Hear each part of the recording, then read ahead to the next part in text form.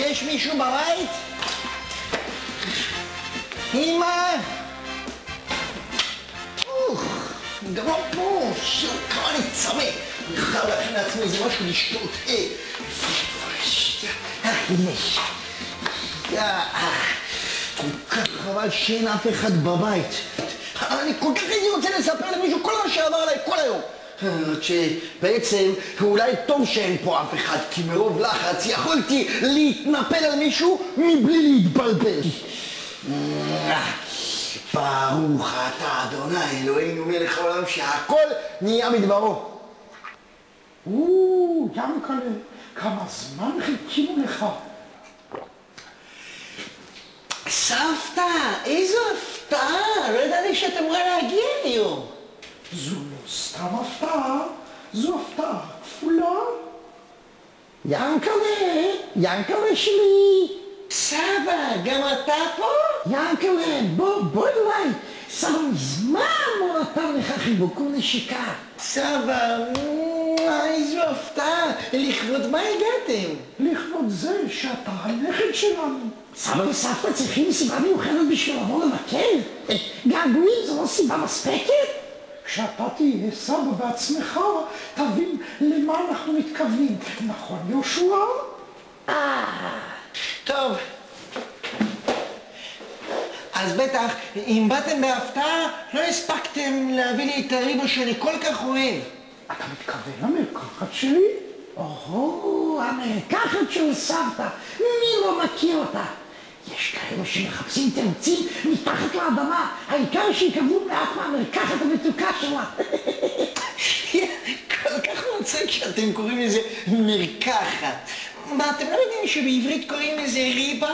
ואתה לא יודע שבעברית עוד יותר יפה אומרים מרקחת? סבתא, את צריכה לדבר בעברית של היום, לא בעברית של פעם. ואתה צריך להקשיב לסבתא. אתה תתחיל להיות חוצפן קטן, כן? חוצפן? אתה צודק, דווקא לפעמים צריך להתחצף. אני לא מאמינה שהנכד שלי אומר כאלה דברים. לפעמים צריך להתחצף. לא ממש חוצפה. חוצפה של... אוי, איזה רעיונות יש לך בראש. תתנהג יפה ואל תספר סיפורים. סבא, אתה כועס? אני דווקא לא מספר סיפורים, אבל יש כל מיני דברים שכשמשיח יבוא, יפתחו את הפה ויספרו סיפורים מרתקים. אולי במקום כל הוויכוח הזה, תאמר איזה דבר טוב שלמדת בבית הספר? בסדר גמור, אבל קודם אני חייב להכניס משהו לפה, אני כל כך רעב. נשאר אולי אבטיח במקרר.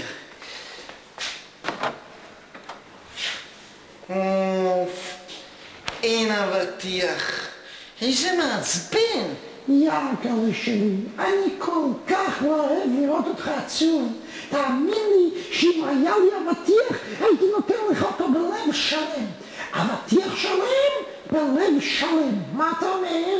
אני אומר שאני אחכה עד שאמא תחזור ותכין לנו ארוחת ערב, כי אין פה שום דבר שאני אוהב. נו, אז אולי נשמע דבר טועה מהחוסן הקטן שלנו. חוסי צריך שתמיד יהיה לו משהו על הלשון להגיד. רגע, תנו לי להיזכר. זה היה בשיעור גיאוגרפיה. המורה הראה לנו על כדור הארץ את העיר פראג, ואחר כך את רוסיה, ואמר שיש משהו משותף בין שניהם.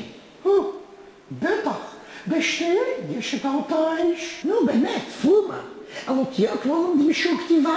הוא מתכוון ואולי הוא מתכוון למהר"ל מפראג ולרייץ. אולי ביניהם יש משהו דומה. אני לא ממש זוכר. מי זה? מי שם? יבוא. אפשר להיכנס. יבוא? הלוואי שיבוא. אנחנו מוכנים שהוא ייכנס מיד. יהושע, עוד לא שמעת מי זה וכבר אתה מכניס אותו? אני מתכוון למי שאנחנו רוצים שהוא יבוא. אז שיבוא עכשיו? אז שהוא יבוא מיד. אז אז שיבוא נאו.